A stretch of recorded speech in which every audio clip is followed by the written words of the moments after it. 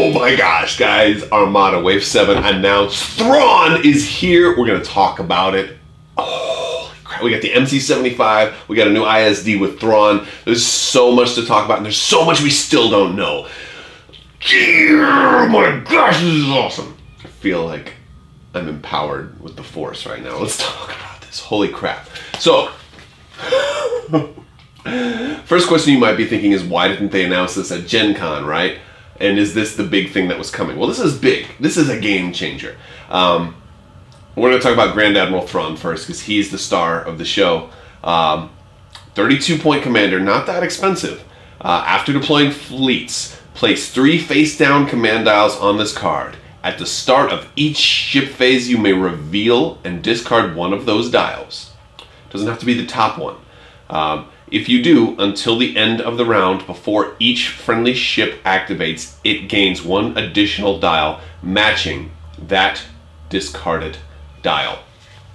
So, first question that comes to mind is, can you double up dials? If you do concentrate fire, can you add 2 dice matching your command pool? I was assuming it would be, if you did something like that, you would have to still do them on the same attack, because kind of the same rules that would follow for a dial and a token.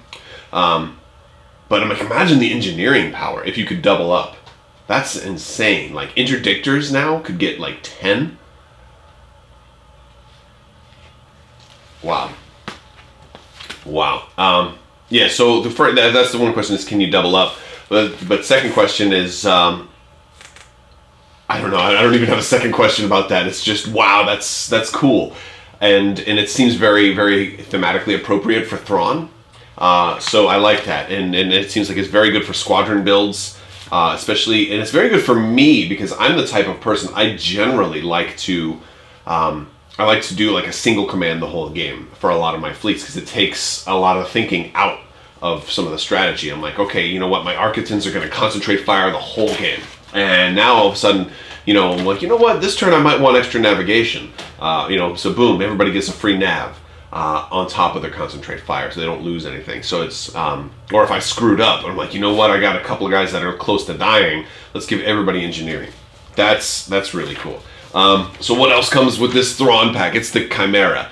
Now, if you're surprised that they're doing another ISD, you shouldn't be. That was one of the things I predicted. I thought they were going to do another ISD, but I wasn't certain. I knew the MC-75 was coming because it's like the last, like, oh my gosh, we got to have this. That and the Dornian gunship. I know I would bet money the Dornian gunship is coming eventually, or the Brahatok class.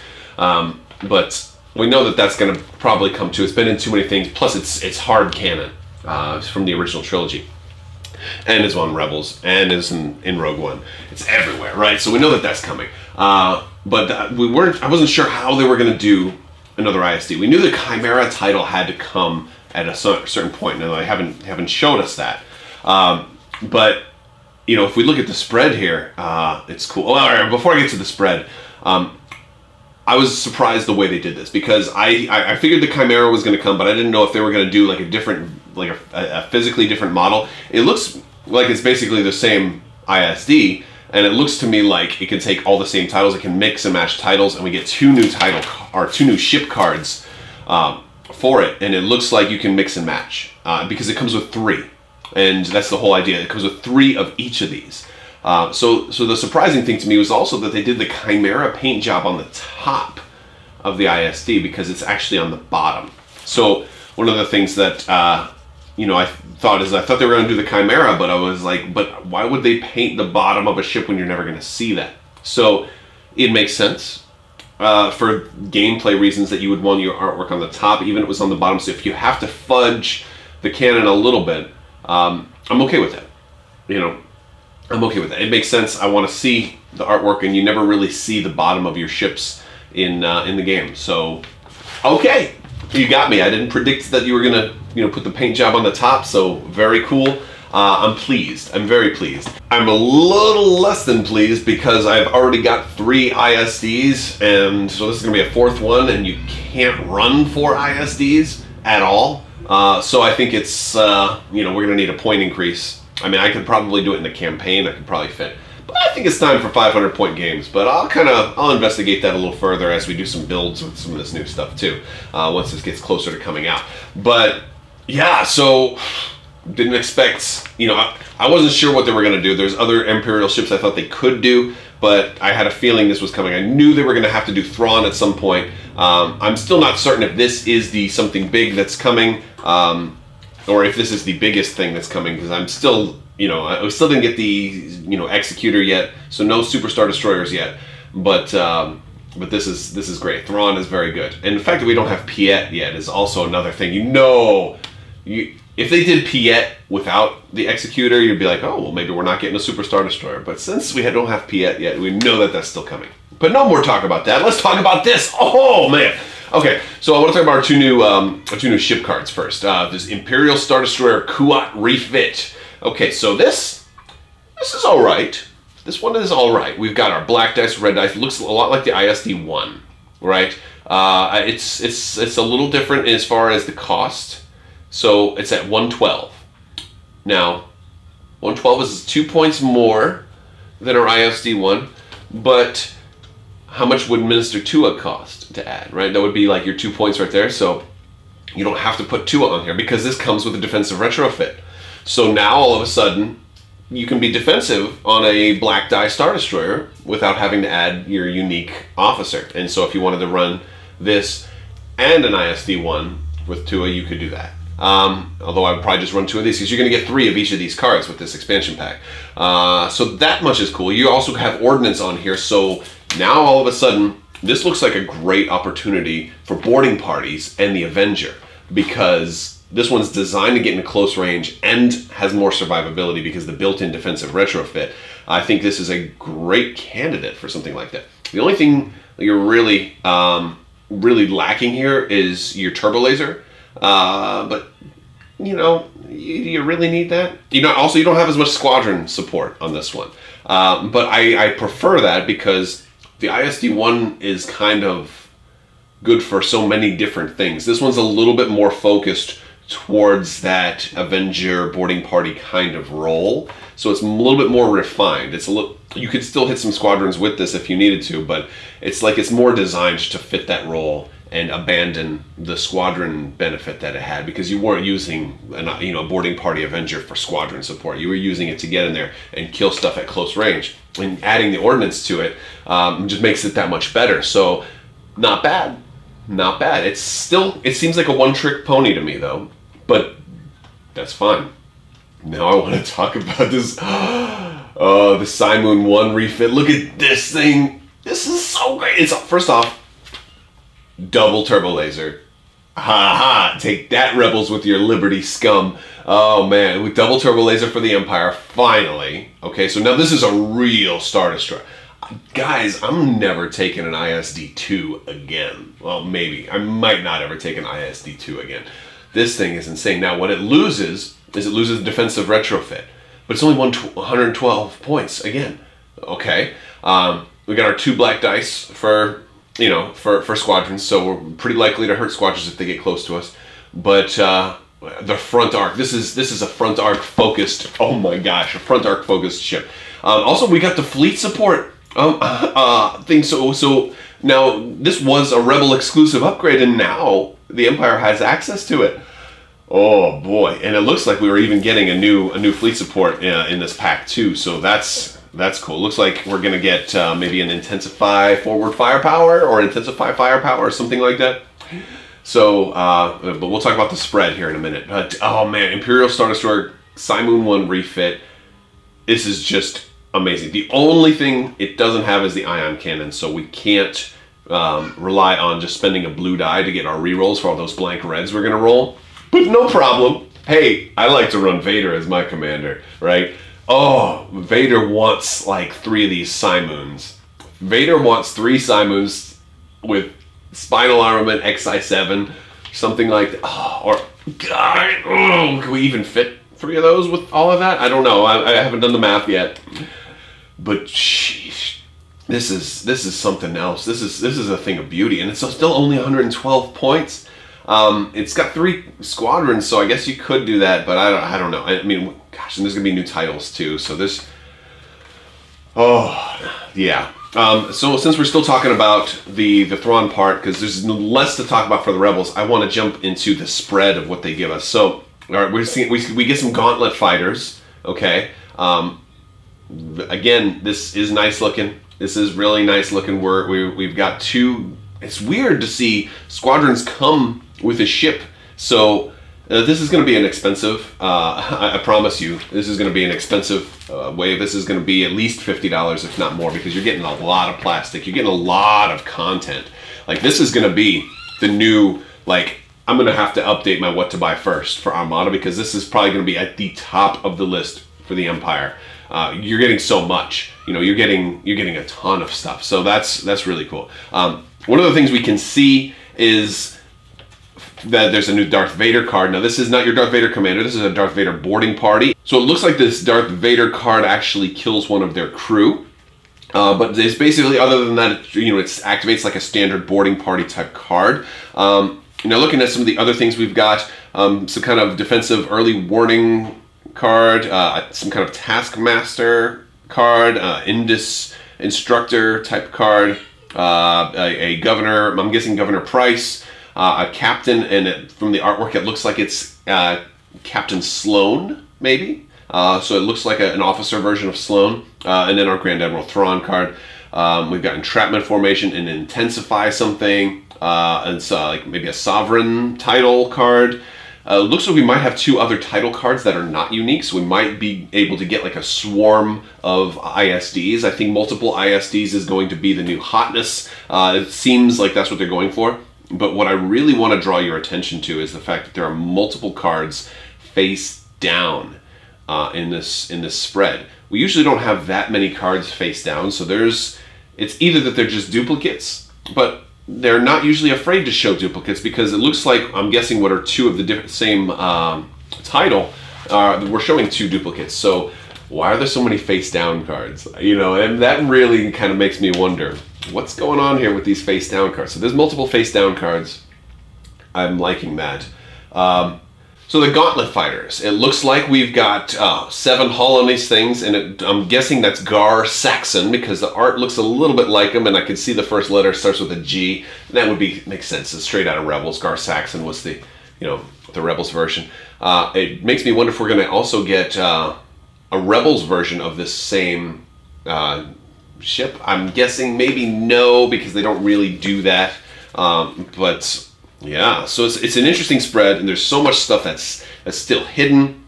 I'm really impressed with this. I'm really impressed with this. This is going to be a big expansion. Let's go forward now and talk about the Rebels. We don't have as much to talk about, but we can also talk about the absence of information. So the MC-75. Let's look at the sculpts. Now this thing it looks really good. It looks really good. It looks definitely like so we got a large base ship here, which it makes sense. The stats for the MC-75 put it as a large base ship. Game-wise, the Rebels kind of need another medium ship, but it's okay. For balance purposes, it would be nice to see another Rebel medium ship come out, but the problem is there just really aren't that many medium-sized Rebel ships in the canon right now. So unless they were to gain access to the Quasar, they're just not going to have it.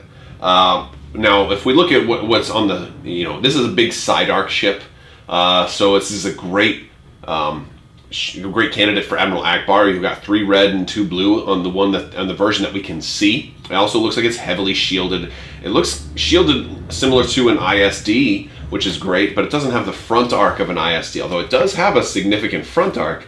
It doesn't have red dice in that front arc. So you've got, this is interesting to see black and blue in the front and red and blue on the sides, and a formidable amount of both. I have a feeling it's going to be an expensive ship. But yeah, especially with a 7-point title. So let's look at the Profundity. Before deploying fleets, you may set aside 1 small ship with a command value of 1. At the start of any round, you may deploy the set-aside ship at distance 1. You may unequip up to 1 officer and commander upgrade cards and equip them if able. So basically, you've got docking now for a small ship, which is cool, and that's also thematic because of the movie, right? You had Leia get aboard in in her Corvette, the Tantive 4 Tantive. It's the Tantive. Don't say Tantive, even though I just did. Even though that's right, don't say it. Yeah, so the Profundity lets you, now it's a 7-point title. Usually, expensive titles tend to go on expensive ships, but not always. Sometimes you have, expensive titles on cheaper ships. But this is powerful. Being able to, because this is the start of a round. So if you're first player, you can now drop, maybe a hammerhead with Girl's Honor. You can drop that on board somebody else. You don't have to put your commander on there. But if the Profundity is about to die, you can have your commander potentially escape. This is also good if you are not first player and you know that they're going to blow up your command ship. You're like, all right, well let's do the getaway now. It's cautious for me though, because typically with stuff like this, when you set aside a ship like that, and if you are not able to, you're like, oh, well, I didn't deploy it this round. Well, I'm able to kill you at long range now. Now you lost that other ship without ever having it put on the board. So it's risky doing that. And we see some of the same stuff with rapid launch phase, because if you don't deploy all those squadrons and then your ship gets blown up, well, the squadrons are dead before they even got to deploy. So it's not like an X-Wing where if you don't deploy, you auto-deploy once you blow up. Unless, of course, there's extra rules for that sort of thing, which we haven't seen yet. But based on what we know now, if you don't deploy it, and you get blown up, you're done. So there's a little bit of risk. There's risk versus reward with this. That's for sure. Speaking of risk versus reward, let's look at Admiral Raddus. Admiral Raddus is insane. Like one of the most interesting commanders I've ever seen right here, and that's saying a lot considering we just saw Thrawn, right? I think they did good by this guy. Before deploying fleets, you may set aside one other friendly ship. No size restriction. No size restriction. At the start of any round, you may deploy that ship at distance 1 of a friendly ship. The ship cannot be deployed overlapping squadrons and cannot be the first ship to activate this round. So it doesn't say within distance 1, because you would have a near impossible time, especially if you go with a large ship. You could never fit it within distance 1. But imagine, thematically, what I envision this is that you have another ship hyperspacing in to join your fleet. So he's doing the surprise attack. Did I mention this guy's only 26 points? And he's giving you potentially, let's say you warp in an MC-75, at distance 1, he's right there, and the other ship is right here. So another ship was like, oh, okay, I'm at range 3 of you, no problem, Okay, well, no problem. I just warped this giant ship in. Now he's at range 1 of you, and he's got his front arc pointed right at you.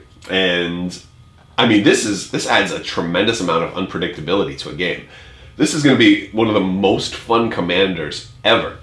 The problem is there's a lot of risk versus reward, because if you're taking a large ship or a ship with a lot of black dice, a very expensive ship that can potentially one-shot somebody, boarding parties. I mean, if you're first player, Admiral Raddus would love to be first player. Yeah. Wow. The bids, and I think initiative bidding is going to really change. Holy crap. But if you're going to set aside maybe like a 150-point ship, that means you're playing the game without that. So it means you lose for, and gosh, I mean, could you imagine trying to stack Profundity and Admiral Raddus in the same fleet? Oh, and, rapid deploy, or, rapid launch bays? I mean, goodness. Now, would you start with like a single Corellian Corvette just flying around and all of a sudden we're gonna warp everything else in? Warp in the Profundity, and then also warp in another. You could have Raddus is the Russian doll in this game of like ship within a ship within a ship within a ship. Boom. Oh, now here's another ship. Now the Profundity warps in, and he's got this CR-90 inside of him. And if you went with the objective 2 of your hyperspace assault, you could start with like one little ship, and everything else is gone. And all of a sudden now everything warps in. And oh yes, if Profundity can take rapid launch phase, then it's even more sick. Or if it's got a hammerhead on board that happens to have rapid launch phase, then of course you only have one squadron on board there, but you could literally have the Russian doll in this, and that's kind of what it's going for. So the element of surprise is kind of the theme for the Rebels this time. But now I want to talk about what we don't see for the Rebels. right? First off, we don't see the symmetry with the ISD expansion. So if the Imperials are coming with 2 squadrons, are the Rebels coming with 2 squadrons? I don't know. If so, why haven't we seen it yet? Right? So maybe it's something else from Rebels, maybe it's something else from Rogue One. Could it be maybe U-Wings or something like that? I'd imagine that if we were going to get U-Wings, we would also see TIE Strikers or something like that. So I don't know if we're going to see any squadrons with this at all or not. And if we were going to see squadrons, why haven't they shown them off yet? Maybe instead of squadrons, maybe it's going to come with something else. Maybe it's going to come with another small ship. Maybe this one will come with the Dornian gunship. The last, you know, in my opinion, the last sure thing that we're going to get. But if that's coming, why hasn't been shown yet? Maybe there was, you know, maybe there's something wrong with it and they had to send it back to the drawing board, but they wanted to get this out. I mean, my speculation is running wild. The little hamster is doing, you know, is running a 10K in my head right now in the wheel. So I've got all kinds of questions about why we didn't see, you know, symmetry here. But the other thing I have questions about is why we don't see a spread for the MC75 expansion. We always see a spread. There's no spread this time. That, of course, that could be a bummer, but I'm excited about that because I'm like, wait a second. That means that there's something in the spread that's really, really good. That's really, really juicy. And that if they showed us the spread, we would be like, oh my gosh! You know, like, you know, I don't even want to speculate on what it could be because it, you know, it could be anything. But let's say the spread had a picture of Voltron. All right, I'm gonna completely jump the shark here, just so that I'm not trying to speculate too closely. But let's say the spread had a picture of Voltron on one of the cards. You'd be like, what the hell does that mean? Are they mixing IPs now? You know, it's not gonna be Voltron, but it just makes me wonder what the heck is in the spread that was so good that they couldn't even show it. Of course, I mean, you know, maybe I'm jumping ahead of myself. It could be simply that there was just a slight error or the graphic wasn't ready. Who knows? But that's what I've got for Wave 7. Check out the FFG article. Let me know what you think. What are you most excited about? Do you think like trying to stack Raddus and Profundity together in the same build would be too much risk versus reward? You know, if you get something blown up, are you going to be completely, could you be destroyed way too early and not get to destroy your stuff? Or maybe do you think that there's some potential power in the Russian doll theory, right? I think it's risky, especially when the Empire has things like the Gladiator. So even, you know, maybe your second player, oh, I think they're only going to get one shot on me. Oh, boom, but then also comes the Demolisher and, you know, one-shots you before you get to deploy. It's just, some of that seems really risky to me. It'd be really fun for casual games, but I'm not sure how many tournaments I'd want to bring the Russian doll type build into. But maybe there's other cards in here that mitigate that risk, you know. So maybe Profundity would be a good, you know, a good option for Riken. That's a possibility. Here's a question for you that I'm going to leave you with. Suppose for one moment that you have Riken on board the Profundity and you're not running Raddus. Profundity gets destroyed. It stays on the board until the end of the game. Now it drops its other ship. Riken goes on board the other ship. Does Riken survive?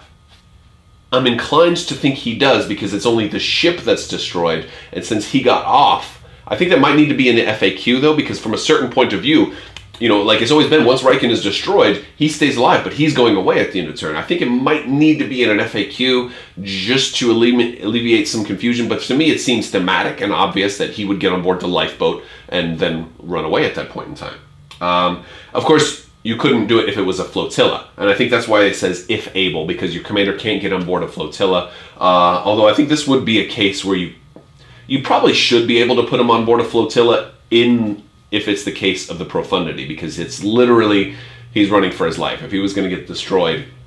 But yeah, I don't know if you want to do that. It'd be interesting trying to put a flotilla on there. I'm thinking more like he gets on board the CR-90 or a Hammerhead and then starts ramming the other ships. But you let me know what you think with Riken on the Profundity, what's going to happen there. Thank you guys so much for watching. Make sure you are subscribed and click the little bell for alerts. I've got 2 contests going on right now, 2 $20 cool stuff gift cards so you can get an expansion of your choice. And with this coming out, there's never been a better time to enter. So make sure you are subscribed and leave a comment to enter. You must be a subscriber if you want to win. And I will be announcing the first of the 2 winners next week. So stay tuned for that. Click the bell for alerts. If you like this video, give it a thumbs up. If you want to leave me a comment so you can enter, do that. Tell me what you think of this expansion. What do you think of the Riken situation on Profundity? And why do you think that they did not give us a spread for the Profundity? Do you think something else is coming in there? Maybe a squadron, maybe another ship, or maybe something crazy that they just weren't ready to show us yet? Or do you think it might have been as simple as a printing error or something just wasn't ready? But thank you guys so much for watching, and as always, have a great day.